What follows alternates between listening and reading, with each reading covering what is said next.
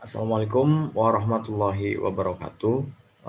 Saya Haikal Habib Hamdani. Di sini saya akan mempresentasikan pengantar sosiologi dengan tema presentasi saya yaitu International Telecommunication Union, yang mana itu termasuk ke dalam kelompok organisasi internasional.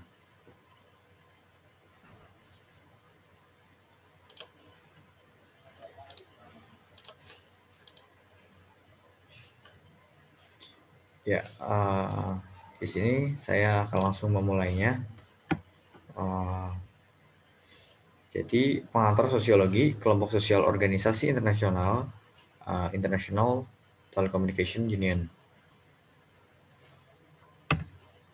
Satu, untuk konteks sosial politik, International Telecommunication Union adalah badan khusus perserikatan bangsa-bangsa yang bertanggung jawab atas semua hal yang berkaitan dengan teknologi informasi dan komunikasi. Didirikan pada tahun 1865 sebagai International Telegraph Union, organisasi ini adalah salah satu organisasi tertua yang beroperasi.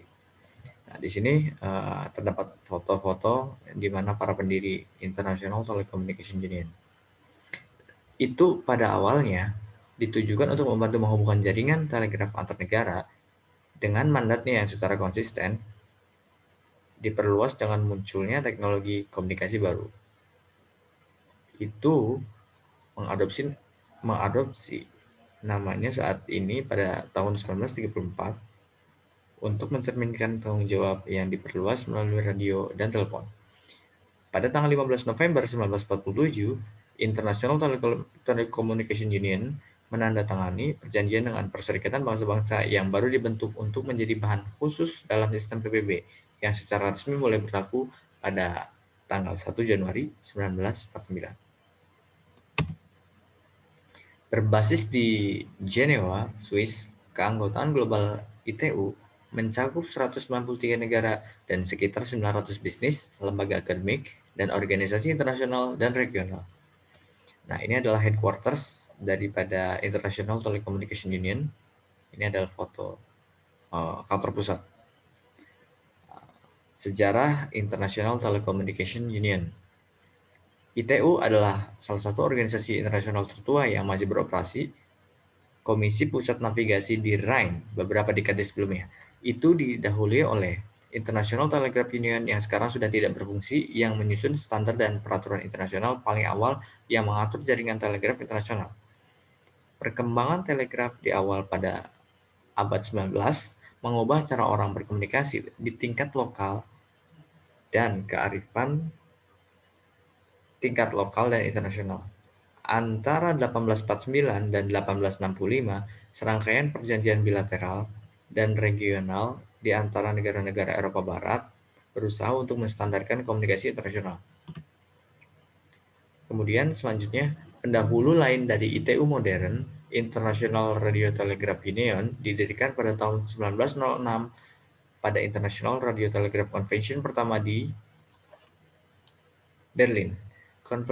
Konferensi tersebut dihadiri oleh perwakilan dari 29 negara dan puncak pada Konvensi Radio Telegraf Internasional. Sebuah lampiran konvensi akhirnya dikenal sebagai Peraturan Radio. Pada konferensi tersebut juga diputuskan bahwa Biro Persatuan Telegraf Internasional juga akan bertindak sebagai administrator pusat konferensi. Nah, berikut ini adalah pendahulu daripada ITU modern, yang mana ini ditetapkan atau dibuat di Berlin pada tahun 1906. Perjanjian ini berlaku pada tanggal 1 Januari 1949 secara resmi menjadikannya ITU sebagai organisasi Perserikatan Bangsa-Bangsa. Nah, inilah ITU. International Telecommunication Union, himpunan sektor penanganan, yaitu ini ITU ini menangani beberapa sektor. Nah, ITU terdiri dari 3 sektor, masing-masing mengelola aspek yang berbeda dari hal-hal yang ditangani oleh perhimpunan serta ITU Telekom. Sektor-sektor tersebut diciptakan selama restrukturisasi ITU pada konferensi yang berkuasa penuh tahun 1992. 1. Komunikasi Radio atau ITU Strip R. Didirikan pada tahun 1927 sebagai Komite Konsultasi Radio Internasional atau CCIR dari nama Prancis Comité Consultatif International pour la Radio. Sektor ini mengelola sumber daya spektrum frekuensi radio dan orbit satelit internasional. Pada tahun 1992, CCIR menjadi ITU Strip R. 2. Standarisasi atau ITU Strip T. Standarisasi adalah tujuan awal ITU didirikan pada tahun 1956 sebagai Komite Konsultasi Telepon dan Telegraf Internasional (CCIT). Sebelum ini membakukan telekomunikasi global, kecuali untuk radio. Pengembangan ITU Strip D. Didirikan pada tahun 1992, sektor ini membantu penyebaran akses yang adil, berkelanjutan, dan terjangkau ke teknologi informasi dan komunikasi. Ini juga menyediakan sekretariat untuk Komisi Pita Lebar untuk pembangunan berkelanjutan Telekom. ITU Telekom menyelenggarakan acara besar untuk komunitas TIK dunia. Kemudian, akses kepemimpinan dari International Telecommunication Union adalah konferensi yang berkuasa penuh. Kemudian Sekjen, kemudian sekretariat dipimpin oleh Sekretaris Jenderal yang bertanggung jawab atas manajemen serikat secara keseluruhan dan bertindak sebagai perwakilan hukumnya. Nah, ini adalah Sekretaris Jenderal daripada ITU atau International Telecommunication Union yang bernama Toure Dr. Hamadoun. Sekretaris Jenderal International Communication Union sejak Januari 2007 terpilih kembali untuk masa jabatan 4 tahun kedua pada Oktober 2010. Nah, kemudian ini beberapa staf dan jajarannya. Ini ada Direktur STB yang bernama Choi Suk-lee, terpilih sebagai Direktur Biro Standarisasi Telecommunication Union. Pada konferensi yang berkuasa penuh, ITU 2014, PP Strip 14, dan terpilih kembali untuk jabatan ini masa jabatan 4 tahun kedua pada konferensi yang berkuasa penuh ITU sampai 2018. PP 18 mengingatkan kita. Kemudian selanjutnya adalah Direktur Biro Komunikasi Radio ITU, yaitu ini fotonya. Bapak Mario Maniwish terpilih sebagai Direktur Biro Komunikasi Radio ITU pada konferensi yang berkuasa penuh ITU 2018 di Dubai, Uni Emirat Arab. Ia memulai menjabat pada 1 Januari 2019. Berikut ini ada tampilan gambar daripada masing-masing direktur. Kemudian Direktur BDT Doren Bogdan Martin terpilih sebagai Direktur Biro Pengembangan Telekomunikasi pada tanggal 1 November 2018 dan ia menjabat pada tanggal 1 Januari 2019. Ia adalah pemimpin strategis dengan pengalaman tingkat tinggi selama 30 tahun dalam hubungan internasional. Kemudian yang terakhir adalah yang ketiga, aspek sistem nilai dari ITU. ITU telah menghasilkan lebih dari 3.000 rekomendasi standar di berbagai bidang seperti akses broadband, multimedia, telekomunikasi, darurat, jaringan optik, manajemen jaringan, definisi layanan, arsitektur jaringan, dan jaringan generasi mendatang atau NGN disingkat.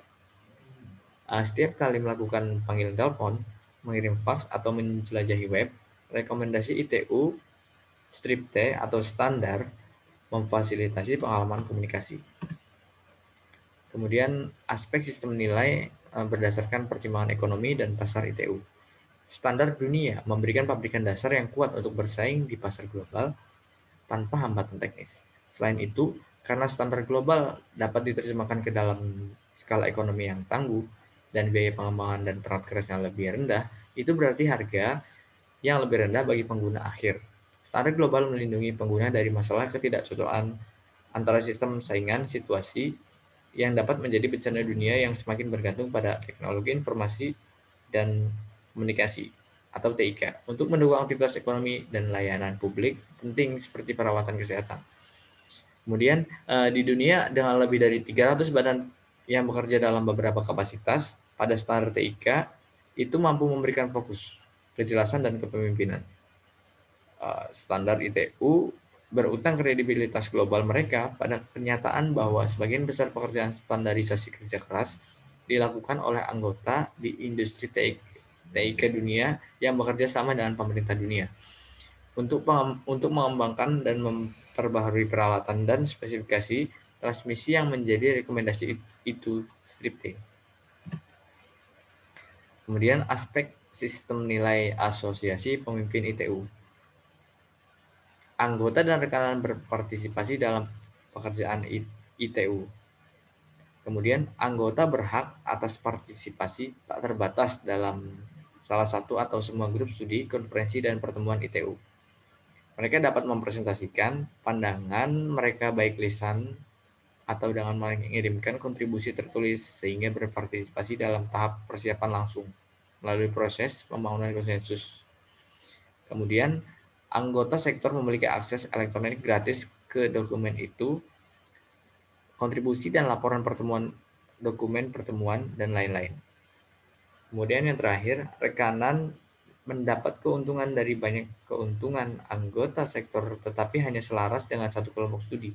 Rekan dibatasi untuk mengambil bagian dalam proses menyiapkan rekomendasi dalam kelompok studi. Termasuk peran berikut, peserta rapat, pengirim kontribusi, editor rekomendasi, dan berpartisipasi dalam persetujuan standar teknis. Kemudian ini beberapa referensi yang saya cantumkan sebagai sumber daripada presentasi ini. Saya mencantumkan beberapa referensi terkait presentasi saya.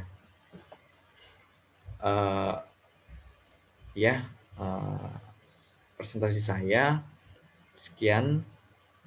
Mohon maaf apabila ada kesalahan dan kekurangan. Wabillahi taufiq wal hidayah. Assalamualaikum warahmatullahi wabarakatuh.